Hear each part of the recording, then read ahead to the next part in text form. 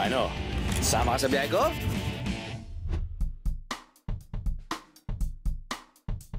Kapag iniisip naman natin ang ating pamilya, there's only one destination in Laguna na pwede sa lahat.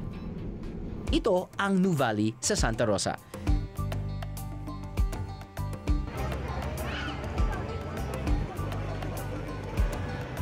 Siguradong hindi mainip ang mga kidibiyeros dito sa Nuvali dahil sa mga nakokoy aliw na koi fish. At 15 pesos per bag of fish food, pwede rin pakainin ang mga koi fish na to. Even those who are kids at heart will enjoy feeding these colorful fishes. Kung interesado kayong makasubok ng bagong sport, meron din yan sa Nuvali.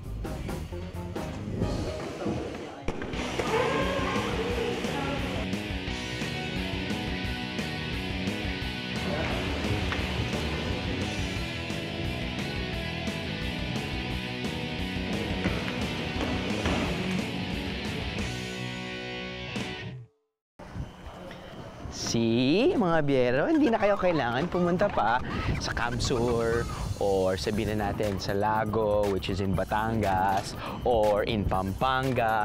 So kung malapit ka nakatira dito sa may Nuvali, or should I say Laguna, Santa Rosa, mga ganang areas. See, meron na rin wakeboard park. Hindi ko alam kung gaano kadami bang mga wakeboarders sa Pilipinas, pero isipin nyo, ang dami nating wakeboard parks. But then again, it's good because it might be your future sport. It might be my future sport. No? Hindi pa rin ako professional kahit ilang beses ko na ginagawa ito.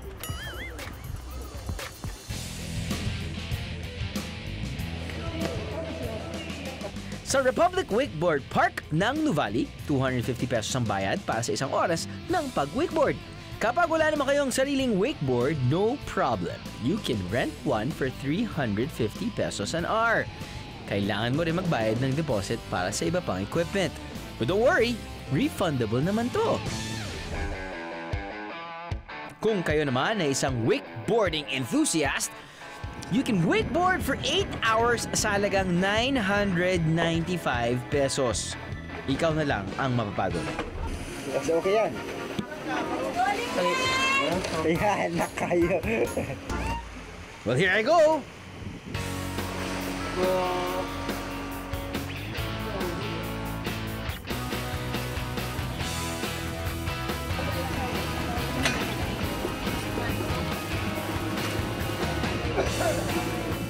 Sabi ko naman sa inyo mga biyero, hindi ako professional.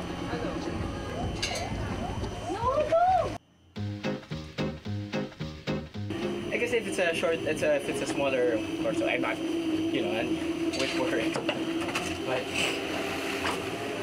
the sharper the turns, kailangan mas wide yung radius mo para hindi ka, if you're a beginner, mas wide yung radius mo para yung paghatak sa'yo hindi sobrang wamak. Pero yun yung mga gusto ng mga yung mga long time wakeboarders paghatak. Ako paghatak. Let's do this one more time. Rusty.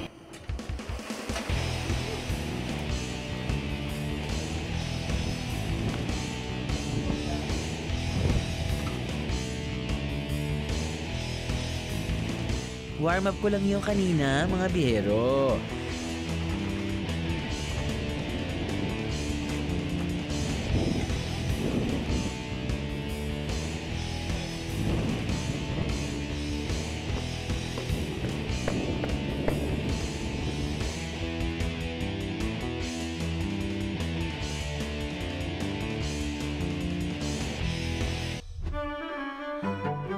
Pagkatapos ng adrenaline pumping adventure na yon, ano pa ba ang susunod?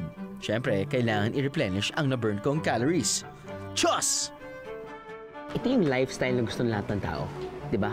Wakeboard, sunbathe, konting inom, kain. Now, bonus na lang talaga kapag yung restaurant katabi ng wakeboard park ay masarap. Tingnan natin kung masarap yung ano nila. Ito, ang tinatawag nilang twice-cooked adobo. Kasi kahit ang adobo naman kahit first cook, diba? Or single cook. adobo pa rin yan. Okay? You have your sizzling bulalo. Tapos nasa cast iron pa siya. Love it! And, sabihin na natin, meron ka pang Amstel fever. Dahil nanggaling ka doon. Tapos na namimiss mo yung laing pizza. Well, hey, they've got laing pizza here in Laguna. Alright. So, twice cooked adobo. Alam naman natin sa Pilipinas, there are like hundreds of ways to cook adobo. May suka, 50% suka, 50% toyo, walang toyo, lahat suka.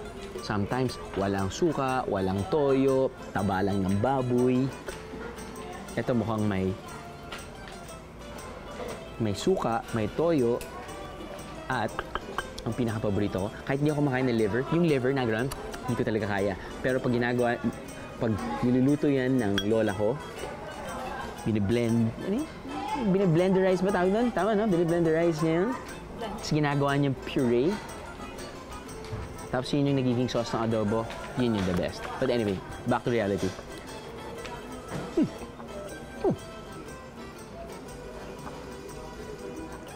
It's adobo. Posibleng kakain ka ng adobo tapos walang kanin. Hello? Love the garlic flakes too. Personally speaking, hindi ako mahilig sa gravy. And, okay.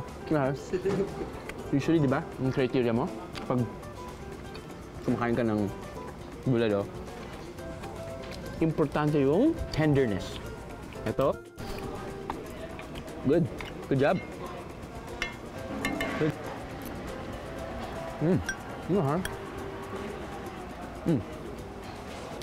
Filipino favorites, bulalo, adobo. Laing pizza as a side dish complements any dish for me. May gata, diba? Actually, naglagay pa sila dito ng parang binagawang baboy eh. Diba? Seems like it. And I don't eat bagong, but it, you know, it's good. Good combination.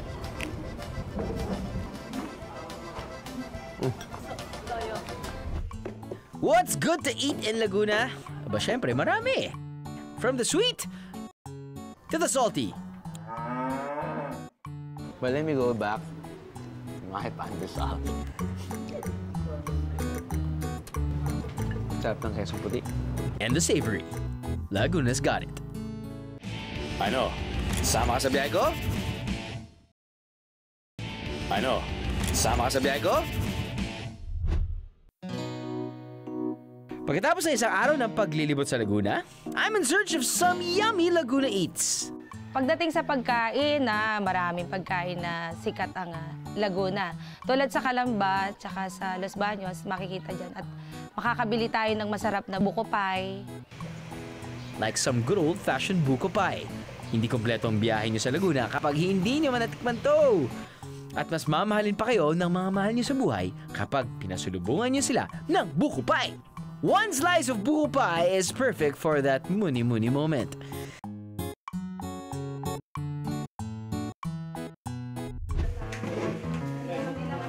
From a savory treat, matakam naman kayo sa isang sobrang tamis na delicacy ng Laguna.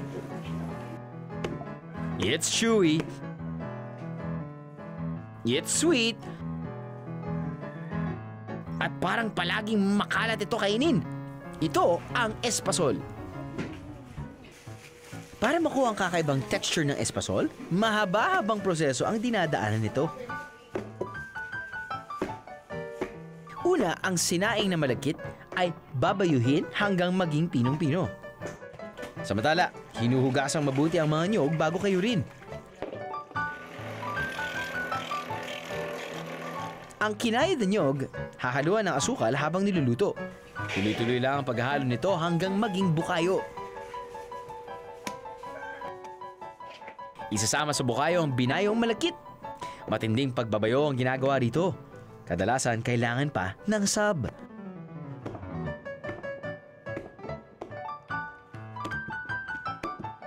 Habang binabayo ang malagkit at bukayo, tutustahin ang malagkit na pinipig. Ito raw ang nagbibigay ng smoky flavor sa espasol. pagkatusta ng malagkit ng pinipig. Ginigiling ito hanggang maging pinong-pino. Ihahalo ito sa binabayong malagkit at buhayo. Kapag nahalo na ng mabuti, hinuhulma na ang mixture sa kilalang hugis na espasol. Sarap! Sa halagang 5 hanggang 10 piso kada piraso, sulit na kung iisipin mo ang prosesong pinagdadaanan ng espasol, di ba? Pag sinabi mong kesong puti, parati kong naalala yung nanay ko nag-uwi ng kesong puti. At for the life of me, hindi ko alam kung bakit hindi ko sinusubukan. Mahilig naman ako sa keso. Cheddar cheese, mozzarella, parmesan, pag meron sa pasta. Pero yung kesong puti, hindi ko man lamang natikman. Not until nung tumanda na ako. Not until nung sinabi ko, bakit ngayon ko lang tinikman ang kesong puti? Lalo na kapag umaga, mainit yung pandesal.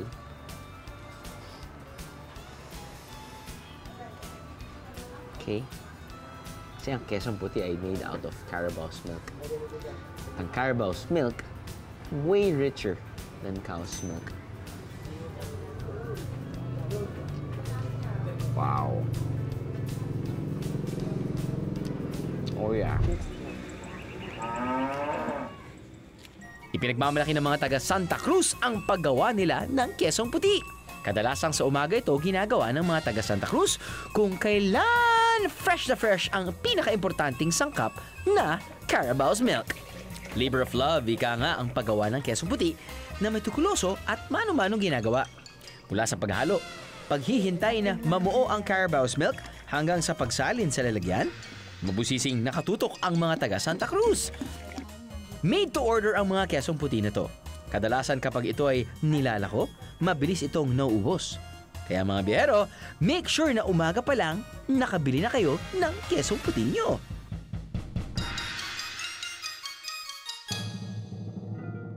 Hindi na sa umaga, kinakain nilang kesong puti. Sa merienda, lunch, merienda ulit, at dinner. Speaking of dinner, saan nila lalagay daw yung kesong puti? Wala silang pandesal. Apparently, yung kesong puti kasi sobra siyang neutral. Diba? Nagko-complement sa mga pagkain na kinakain nyo. So, kaya natin ang kanin. First time ko gagawin to, by the way. Fried chicken and kesong puti. Sige lang. Ayan. Ayan ang kesong puti.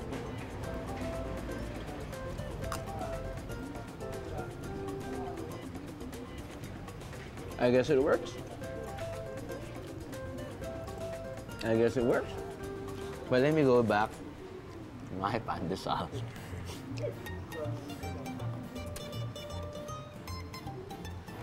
I can eat pandesal for breakfast, lunch, dinner, midnight snack, or as dessert. Sarap ng kesong puti.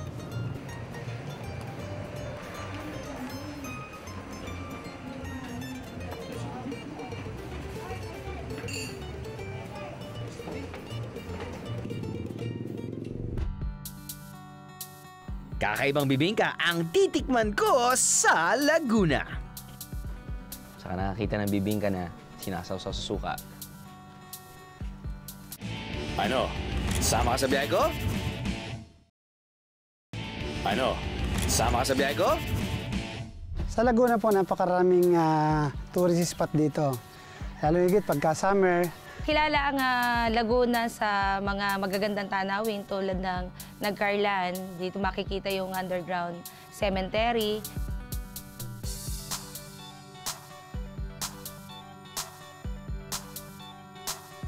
Sa Liliw naman, marami ring makikita mga tanawin dito at yung mga produkto nila ng mga tsinelas at sapatos. Sa munisipyo ng Liliw, siguradong matutuwa ang mga lola, mga nanay at mga ate. Kung saan man kayo tumingin, makakakita kayo ng tsinelas. Tsinelas! At marami pang tsinelas. Pero hindi lang tsinelas na meron dito. aba, may mga sapatos din. Matindi-tindi ang magiging shoe searching nyo rito sa Liliw. Disclaimer na naman, ang writer ko ang nagsulat nun.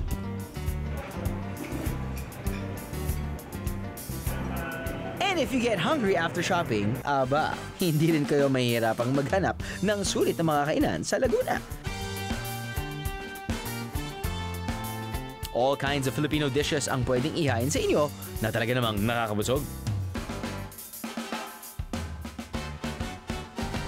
Pero kakaibang putahe naman ang susubukan kong kainin sa Santa Cruz. Nay, bibingkang abnoy. Meron po bang long version ng abnoy? Parang ang baho ng amoy? Abnoy? Ano po ba? Bibingkang abnoy. Bibingkang itlog. Itlog. Tapos, ang iba ho, tawag ho niya, bibingkang abnoy. Abnoy. Ano po bang sabihin ng abnoy? Kasi po, yung penoy na hindi agad na luluto, nagiging abnoy. Ayun. Penoy ho, ang ginagawa din namin, kaya lang, nagiging abnoy, mga ilang araw hindi naluluto, nagkakaamoy na penoy. Ito po yung itsura ng Penoy. penoy. O sige. So, ito po ay galing sa itik. Itlog ng itik. Itlog ng itik siya. Okay, so paano po natin gagawin yung bibingka abnoy? Ito po yung may abnoy to, may halong penoy. Okay. So usually, how many days po ang abnoy? Isang linggo po. Isang linggo. Ang balot, Hindi hilaw. ang balot po, ilang araw bago maging balot? Ano po yan 21 days 21 days. Ang abnoy, ilang araw? Ang abnoy, ilang araw lang tinatagal na. Kasi ang Ilang araw po nga po? mga 3 araw lang Ayun, mga 3 araw magiging abnoy. So, 10 araw maging penoy. Yun. Okay po. Sige po. Sa madaling salita, ang abnoy ay bugok na itlog ng itik. Imbes na itapon at di na mapakinabangan, ginagawa nila itong bibingkang abnoy para hindi masayang. Now, paano po natin gagawin ang bibingkang abnoy? Babasagin po natin ng Basagin itlog. po natin yan. Paano niyo po nalalaman na abnoy yan? May nagsisilaw po sa amin. Okay. Kinukuha May namin sa nagsisilaw. balutan. Okay. Ito po, abnoy. Ayan, ganyan po ang abnoy. May amoy na ho ng konti. Wala pa na okay. Pero sa tingin pa lang, nasap na Yun. Yan o ang sinasabi abnoy. Oo, meron na talaga. Pag sinama nyo penoy, nawawala na amoy niya pag naluto. Meron pa rin amoy eh. Halo. Sige, halo po natin. Pag marami po siyang, konti lang ho abnoy niya, pero mas marami penoy. Ligtas naman daw kainin ang bibingkang abnoy. Kwento ng mga taga Santa Cruz, matagal na silang gumagawa nito at minana pa raw nila ang recipe mula sa kanilang mga magulang.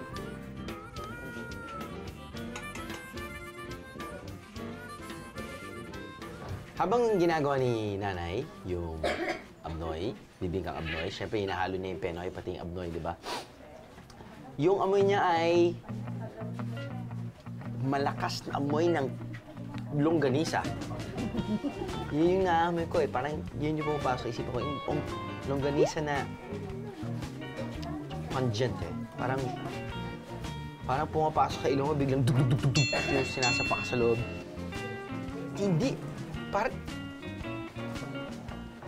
siyang utot ng cameraman ko. Oh no! Fine ako. Pag-minom ako ng gatas. Lalagyan ko po ng dahon sa ilalim para hindi masunog masyado ang ilalim. Apo. Lalagay ho doon. So yan, sinali na po natin yung pinaghalong penoy pati abnoy. Exciting ito mga biyero. Yun. Yun naman pala. So mukha na po siyang omelette na bibingka na ensaymada na may sili.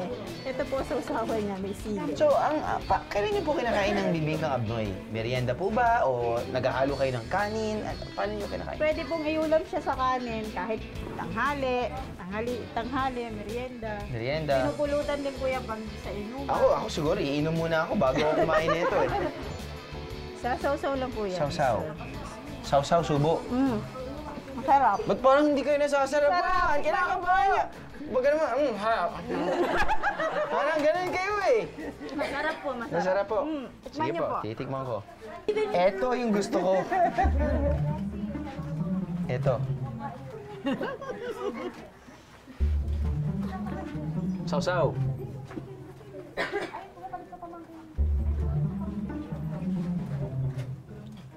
Are you sure? Sige, tikman niyo. Masarap po yan.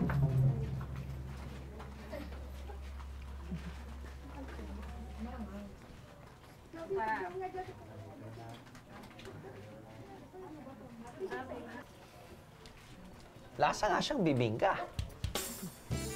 Kasi usually hindi po ako kumakain ng bibingka na may itlog na maalat. Dahil yung itlog na maalat hindi ko lang masyadong kinakain. Pero ito parang bibingka na may itlog na maalat. And yung lasa niya is not as bad as it smells.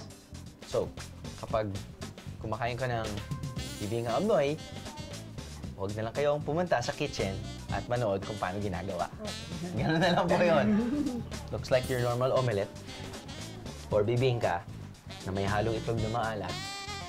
Tapos ang kakaiba din dahil saka nakakita ng bibingka na sinasawsaw sa suka.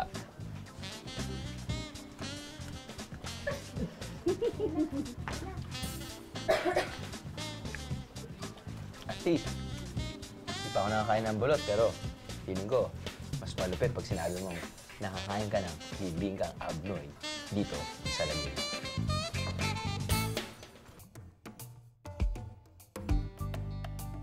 Huwag na huwag nating snabihin ang Laguna bilang isang tourist destination.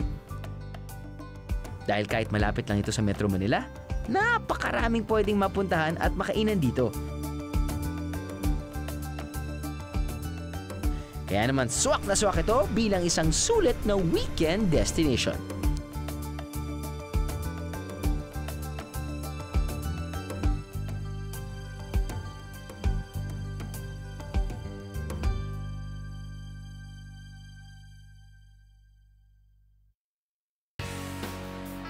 Next week, nakaka 1 year na ang biyahe ni Drew. Kaya dadalhin ko kayo sa pinakadulong parte ng Pilipinas. Up north.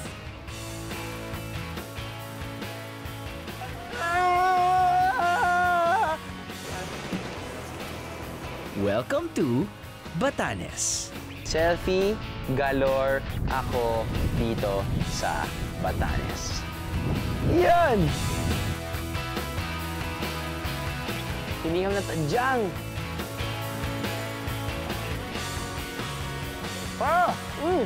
Kinikilig na ba kayo? Kasi ako kinikilig na. Ay, napapaihi na nga ako eh. Best place you've ever been to? Batanes.